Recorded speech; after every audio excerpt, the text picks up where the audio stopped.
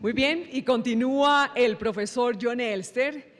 Disertará sobre el concepto de constitución, de donde surge la jurisdicción constitucional, cuál es la función de una Corte Constitucional, el origen del control de constitucionalidad y la finalidad de este, con ejemplos de distintos países, incluidas jurisprudencias destacadas proferidas por la Corte Constitucional colombiana. Así es que los dejo con el profesor John Elster. Okay.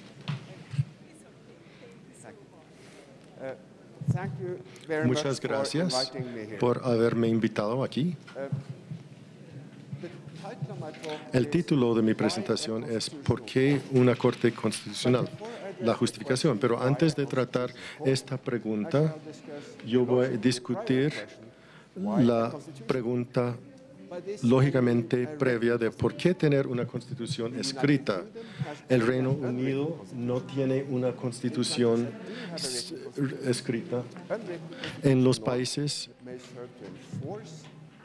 que en algunos países se pueden tener normas que no son parte de la jurisprudencia constitucional, son parte de los medios políticos en vez de jurídicos. Entonces, ¿cuál es la naturaleza de una constitución? Cualquier de los siguientes característicos se podrían utilizar como definición. En primer lugar, la constitución reglamenta todos los aspectos básicos de la vida política. En segundo lugar, reglamenta de normas como estatutos y ordenanzas, y también la Constitución toma precedencia en caso de un conflicto entre normas de baja consideración y la Constitución. Y finalmente, es de mayor jerarquía, es más difícil de cambiar que las leyes y los estatutos ordinarios. La mayoría de las constituciones citan los últimos tres criterios o satisfacen, pero muchos no satisfacen el primero. Yo les voy a dar ejemplos donde se excluyen algunas disposiciones de la Constitución. Para entender la necesidad de las constituciones, primero tenemos que mirar más estrechamente a su estructura interna. Generalmente, las constituciones tratan 4 asuntos principales: la maquinaria gubernamental, los derechos de los individuos, modificación y suspensión de la Constitución misma. Las cláusulas en cada una pueden tener varias razones. La maquinaria del gobierno obviamente se diseña para razones de eficiencia, pero para mis fines la razón más importante es la protección de la democracia mediante la prevención de que los que tienen el poder lo utilizaran para mantenerse en el poder, o sea, prevenir que los que tienen el poder se mantienen el poder mediante su poder. Para distinguir entre estas dos razones, la eficiencia y la democracia, esos son los dos argumentos que para tener un banco central autónomo. Digamos que el gobierno tiene todo el control sobre la política monetaria. Si quiere promover el crecimiento económico, entonces de pronto no va a poder hacer promesas creíbles. Si anuncia una política sobre la inflación y el público lo cree, entonces el gobierno tiene un incentivo para desviar de esto, entonces el público no va a creerlo. Este es un argumento basado en la eficiencia para un banco central independiente, pero al mismo tiempo, si el gobierno solamente quiere ser reelegido, puede verse en la tentación de utilizar su política monetaria para promover la economía justo antes de las elecciones. Este es un argumento basado en la democracia a favor de un banco central independiente. Un banco central independiente es una de muchas instituciones que se podrían configurar para proteger la democracia contra la usurpación del poder. Y aquí tenemos algunos otros. Para prevenir que el Parlamento puede aumentar su periodo, la Constitución puede establecer los tiempos entre cada elección. Para evitar que el gobierno manipule el sistema electoral, las reglas electorales, hasta en sus específicos detalles, deben estar previstas en la Constitución. Para evitar que el gobierno manipule el flujo de información, los medios nacionales deberían ser regidos por comisiones autónomos, y para evitar que el gobierno manipule la información estadística como un instrumento para su reelección, la recolección de datos debería ser efectuada por una oficina independiente de estadísticas. Salvo la primera razón, pocos de estos salvamentos contra el abuso del poder se constitucionalizan. El hecho más notable es que la mayoría de los países no se han incluido leyes electorales detalladas en su constitución, dejando un margen muy grande para las modificaciones oportunísticas. Voy a ir al segundo aspecto de las constituciones, los derechos de los individuos. Históricamente, la razón por una Carta de Derechos ha sido mayoritariamente para proteger a los individuos sobre la interferencia individual de los gobiernos. Luego, incluyó derechos socioeconómicos y derechos para proteger a las minorías. Los derechos y también los derechos a la propiedad también pueden tener efectos como incentivos. La lógica, entonces, para la dificultad de una modificación es doble. Sin esta limitación, el gobierno de hoy puede seguir dos pasos acerca de lo que prohíbe la Constitución. Si un artículo en la Constitución dice que el Parlamento no puede promulgar leyes retroactivas y otro artículo dice que puede cambiar la Constitución por mayoría simple, el Parlamento puede abolir ese artículo y hacer la modificación. Además, puede ser difícil modificar la Constitución por su contribución a la estabilidad, a la predictabilidad y a la planeación de largo término. Aquí en este momento tenemos entonces, si el voto fuera por mayoría simple y se cambiara pudiera cambiar la forma de gobierno o expropiar el bienestar de las minorías, enormes recursos deberían ser destinados para alcanzar y también para resistir dicha legislación. En este sentido, las mayorías cualificadas evitan la discrecionalidad legislativa sobre materias de poco interés y estas no son lo suficientemente interesantes como para provocar un gasto desproporcionado de recursos o para distribuir el bienestar o la utilidad.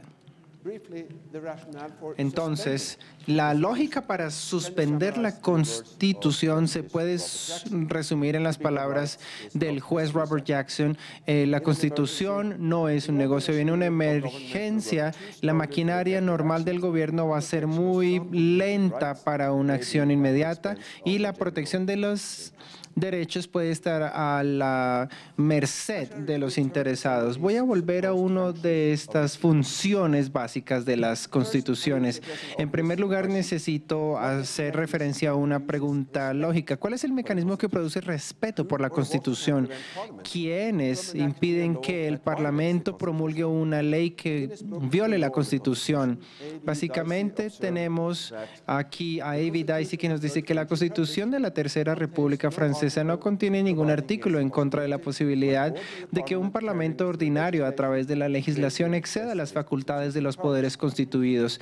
Asimismo, dice que las restricciones impuestas a la acción de la legislatura en la Constitución francesa no son en realidad parte de las leyes. Su verdadero carácter es aquel de las máximas de la moral política que se derivan en su fuerza de estar formalmente insertas en la Constitución y del apoyo y soporte a la opinión pública. Dicey también nos sugería que esta Constitución francesa se hacía cumplir a través de un meta-inicio en el Parlamento. Así se sobrevive la Constitución y puede tener muchos ataques, pero estos modos de gobierno no van a ganar una reelección y hay casos documentados de estos efectos.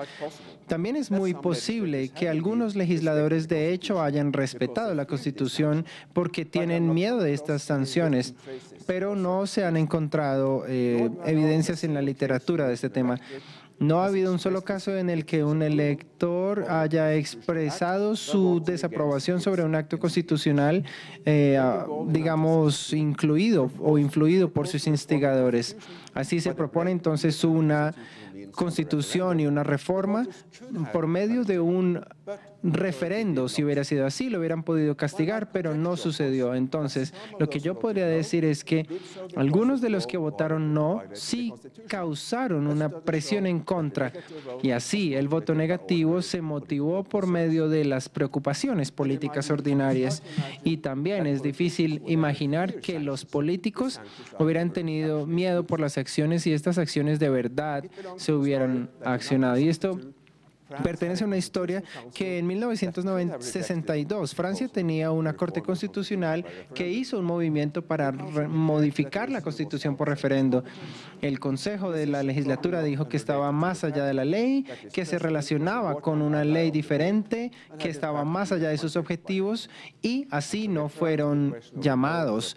Voy a volver al punto del nombramiento de estos jueces por las cortes constitucionales. Entonces, si se acepta que el cumplimiento de una ley por la gente al final debe funcionar, entonces la necesidad de una organización que haga este mandato es obligatoria. En 1987, Alexander Hampton nos presentó esta idea.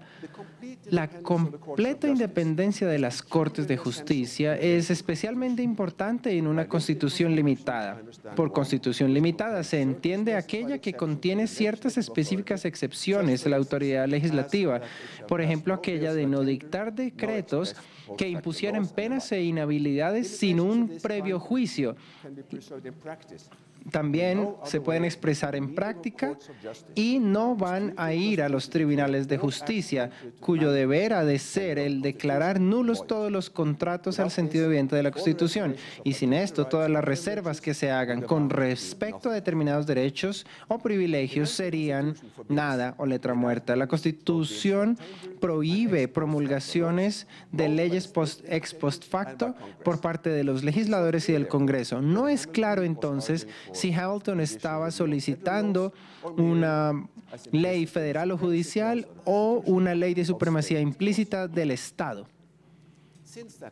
Desde ese tiempo, el control tradicional se ha establecido en tres formas diferentes, por lo que llamaríamos un amarre tradicional fuera de la Constitución, por una asignación constitucional de las tareas por parte de la Corte Suprema y una asignación de la tarea a una Corte Constitucional especial. Entonces, déjeme mencionar 4 ocasiones en las cuales la creación de este control constitucional sucedió en lo que llamaríamos un golpe de Estado, coup d'état, o un ataque directo. Entonces, aquí tenemos Madison en el 1803. La Corte Suprema de Estados Unidos efectivamente creó una revisión de leyes constitucionales diciendo que algunas de estas leyes no eran constitucionales. Y así, en el 1814 no se mencionó un control per se, pero en 1854 y 1866 la Corte Suprema erogó a sí misma la revisión de estas leyes. La primera vez de manera implícita y la segunda vez explícita. Luego tenemos el caso de 1953 en Israel, el caso de Kola, donde la Corte Suprema anuló una prohibición contra un periódico comunista y estaba autorizado con una constitucionalidad legal. En 1969, una campaña de financiación tomó la decisión sobre las campañas políticas que se acercó al gran nivel a constitucionalidad. Luego se tiene la aparición del control de constitucionalidad o de amarre en los 70s y con la Quinta República se había creado este control de constitucionalidad que se empleó principalmente por parte del Poder Ejecutivo contra el Parlamento. Así vemos que el control constitucional en 1971 decidió hacer todas las declaraciones públicas del 1789 cumplidas totales. Entonces, estos son 4 casos del establecimiento regular del control tradicional. Y el establecimiento regular de del establecimiento legal se hace a través del control de constitucionalidad de las Cortes, que se encuentran fundamentalmente en las siguientes en Latinoamérica. Otro ejemplo que tenemos aquí se hace a través de la Constitución de 1861 en Bolivia, en la cual el poder de la Corte Suprema nos dice que puede tener poder sobre aspectos puramente legales o relacionados con la legalidad o no constitucionalidad de una ley. La Constitución colombiana también le dio a la Corte Constitucional el derecho de hacer este trabajo. En 1920, en Austria, se hizo un control constitucional de parte de la Corte Constitucional que tiene la tarea como su propia función y única función. Así también lo tenemos en el caso del inicio de este trabajo, y en el día de hoy es la forma principal de trabajo en la Constitución alemana desde 1949. Así, estos modelos no son tan puros como lo recomendaba Kelsen. Como dije antes, la necesidad de tener un organismo especial para revisar estas leyes en su constitucionalidad es obligatorio. La opinión pública no es eficiente en su respecto por el cumplimiento de la Constitución. Sin embargo, se pueden presentar objeciones al control constitucional por parte de la Corte Suprema, como lo tenemos a continuación. Una Corte Constitucional se puede convertir en una Cámara sin elecciones. Una Corte Constitucional puede ser excesivamente activista en la presentación de sus ideas, y al final una Corte Constitucional pura puede ser excesivamente severa a la hora de juzgar la constitucionalidad de las leyes, al ser esta la única razón de su existencia. Así se presenta una preocupación con el primer tema. Kelsen decía que una Corte Constitucional que no tenga esta función legislativa no puede ser elegida ni por el Parlamento ni puede ser designada por su administración. Si tenemos entonces una forma de esta Constitución que nos da el acceso por medio de la administración, entonces se va a llamar el inicio de una evolución política que inexorablemente va a llevar al fascismo. Final de la citación. Así tenemos una variación muy grande a modo de designación de esta Corte, que puede ser directa y que no va a tener consenso sobre un sistema óptimo. Aquí tenemos algunos ejemplos. En Francia, el poder del presidente o de la República de nombrar al presidente de la Corte ha sido objeto de controversias en múltiples ocasiones. En Alemania, la mitad de los jueces se nombran por parte de la Cámara Alta y la otra mitad vienen nombrados por la Cámara Baja del Parlamento, que requiere una aprobación. En Noruega, los jueces son nombrados por el gobierno. Es una práctica que nunca ha sido objeto de críticas. En Islandia, los jueces de la Corte Suprema son nombrados por el ministro de Justicia, y esta práctica ha sido duramente criticada en los últimos años. En Estados Unidos hay un sistema dual en el cual los jueces son propuestos por el presidente, pero necesitan la aprobación del Senado. En la práctica, el presidente usualmente tiene la aprobación para un candidato que refleje mejor sus puntos de vista que la mayoría del Senado. Y así es apropiado también agregar que incluso si el Parlamento tiene un papel importante en la nombración de los jueces, la Corte no puede ser nombrada responsable. Pueden ser dedicados, pero no se les puede elegir. Y así también se tiene más democracia que en otros sistemas. Y al final, en esta revisión, no se muestra en muchos casos una Corte muy activista que están dispuestos a derogar algunas legislaciones. Algunos ejemplos conocidos son en Estados Unidos, en Israel, en Colombia y en Hungría, en varias ocasiones en la historia. Y esto tiene que ver con remedios que nos presentan el nombramiento de jueces que después no van a responder por las leyes que se están nombrando. Así, en la práctica de la elección de jueces en Alemania, tenemos entonces jueces de consenso que van a estar en actividades de activismo. En Estados Unidos, hasta 1937, en el empaque o desempaque de la Corte se llamaba, era el plan de Roosevelt, y era muy común. Esta reforma no apoyó mucho tiempo al Congreso. La Constitución de Estados Unidos afirma que la Corte Suprema, entre comillas, va a tener toda la jurisdicción en la parte legal y en la parte de excepciones y reglamentaciones como lo haga el Congreso. Y aquí hay una excepción, porque el Congreso nunca ha tratado de utilizar estos derechos para, digamos, retar a la Corte. Y esto se puede deber de pronto a artículos que no se han escrito en la Constitución. En la Constitución o constituciones de tipo comunista, la Corte puede erogar derechos o legislaciones que se han escrito por parte de sus jueces. Y finalmente, el Parlamento también puede derogar una decisión por parte de la Corte Constitucional modificando la Constitución. Esta práctica ha sido común especialmente en India y en Austria. Los casos de India y Austria tienen unas características especiales. En India, el Congreso se fundamenta en la Constitución y responde a la decisión por parte de la Corte Suprema, llevando la legislación, especialmente en temas de propiedad y de Constitución. En respuesta, la Corte asume que algunos cambios se han hecho a la Constitución y que estos no fueron constitucionales. Sin embargo, esto nunca sucedió y si estos casos se declaran entonces posibles. En el sistema austríaco, el Parlamento puede promulgar leyes constitucionales por mayoría de 2/3 y a medida se ha utilizado este procedimiento para derogar decisiones por parte de la Corte Constitucional.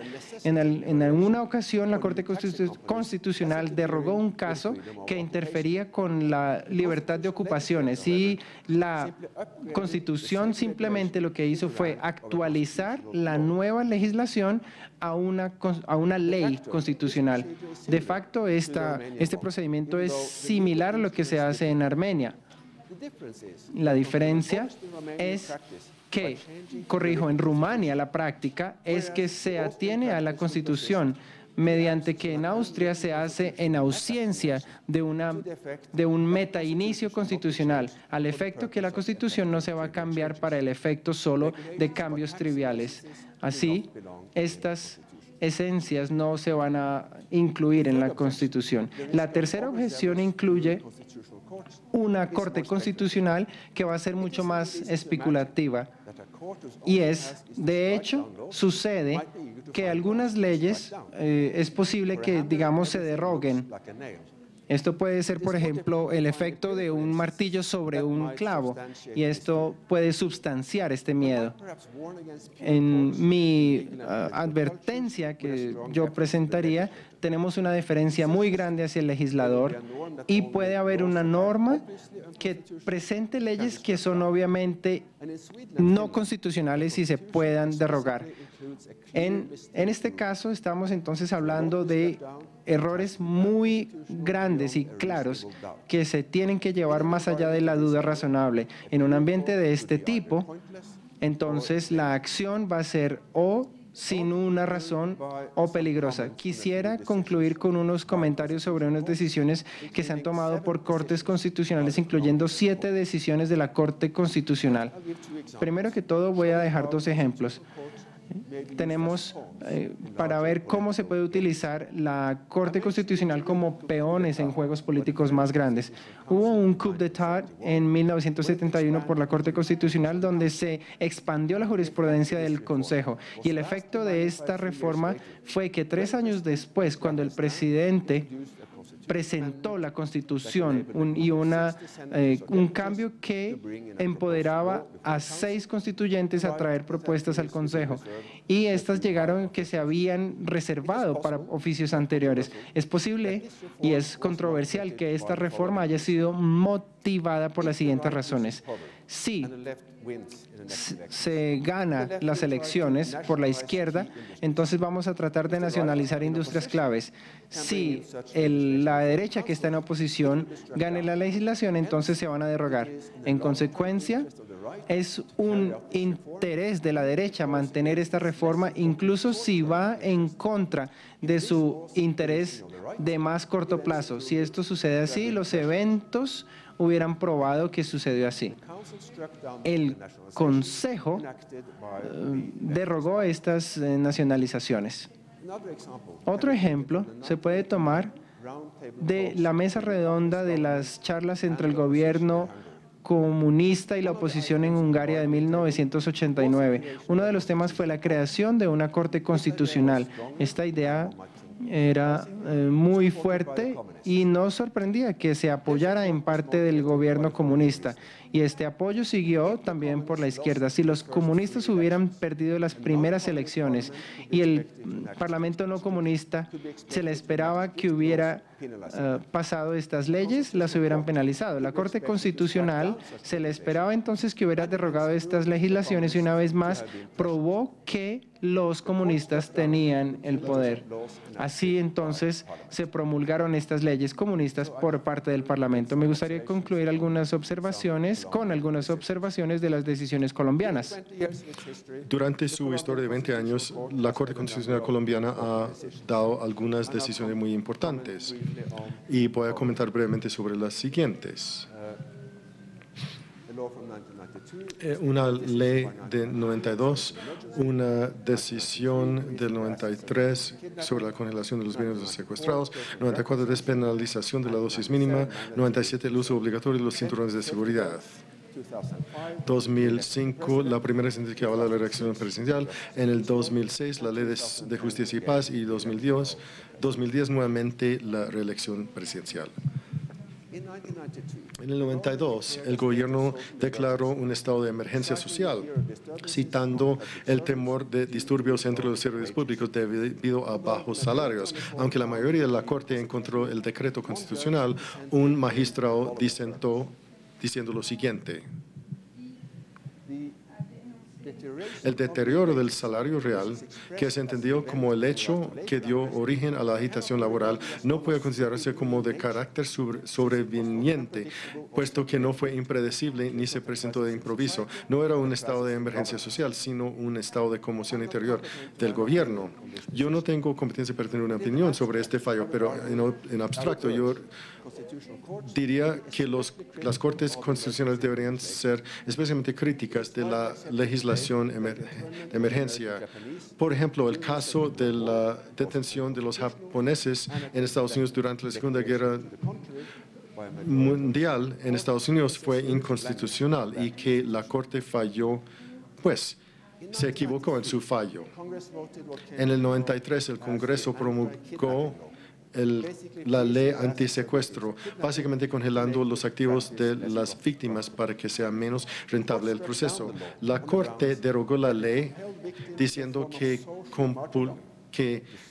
le obliga a las víctimas a sacrificar sus vidas y su libertad para prevenir los secuestros futuros.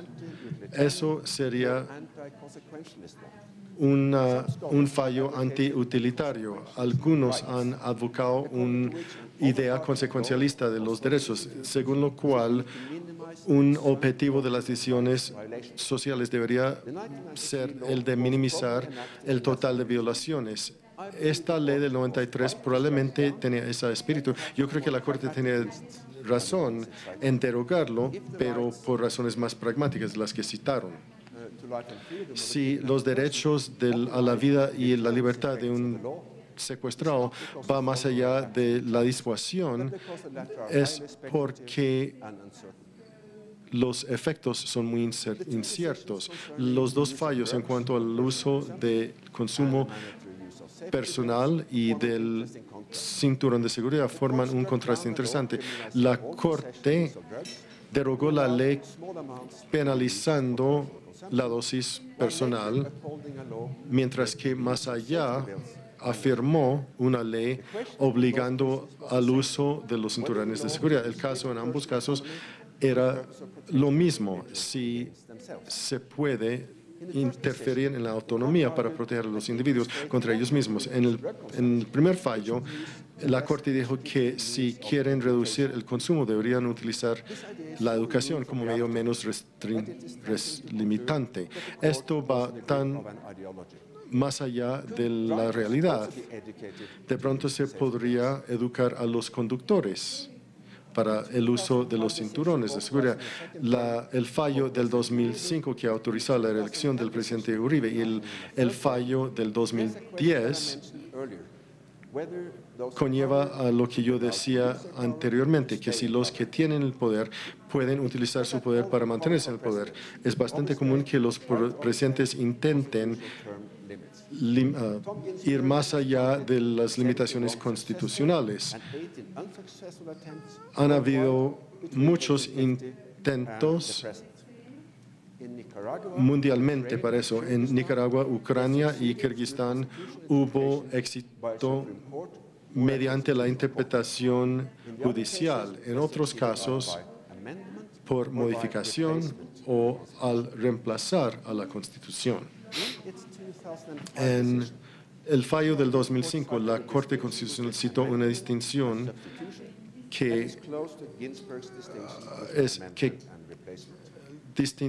distinguió entre la modificación y el reemplazo. Aunque el Congreso podía sustituir, aceptó el derecho a la modificación y dijo que la extensión del límite era una modificación y no una sustitución. Pero en el 2010, la Corte rechazó el referendo.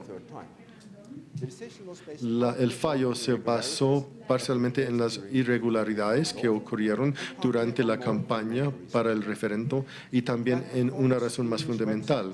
En la página web de la Corte, en inglés, se contrastan los dos fallos en estos términos.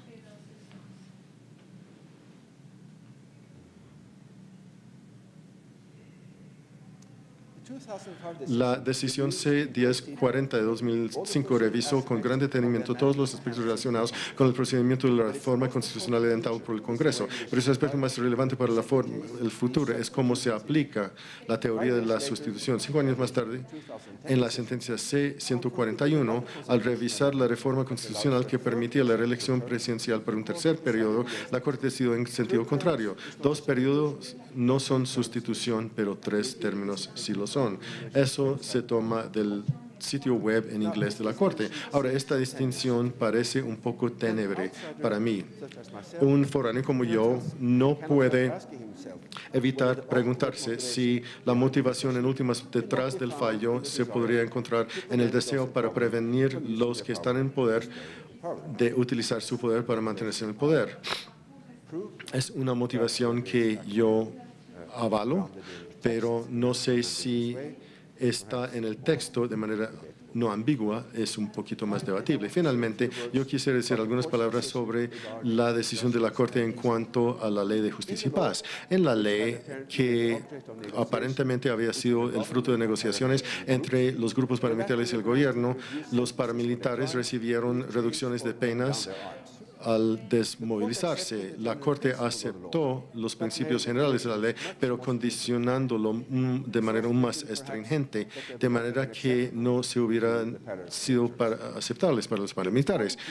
La lección importante de este episodio es que hacer negociaciones de esta clase, los gobiernos no pueden hacer predicciones o promesas creíbles, sino que sujeto a los fallos de las Cortes. Es la esencia de la democracia que las instituciones son autónomas y sus fallos, por lo tanto, impredecibles. Para mí, estos fallos son testimonio a la seriedad moral e intelectual de la Corte Constitucional. Las preguntas que yo tenía en cuanto a algunos fallos son aplicables a cualquier corte que tiene la tarea difícil de hacer el control constitucional de la legislación. Yo creo que los magistrados deben sentirse orgullosos y les felicito por su arduo trabajo y les agradezco por su atención. Gracias.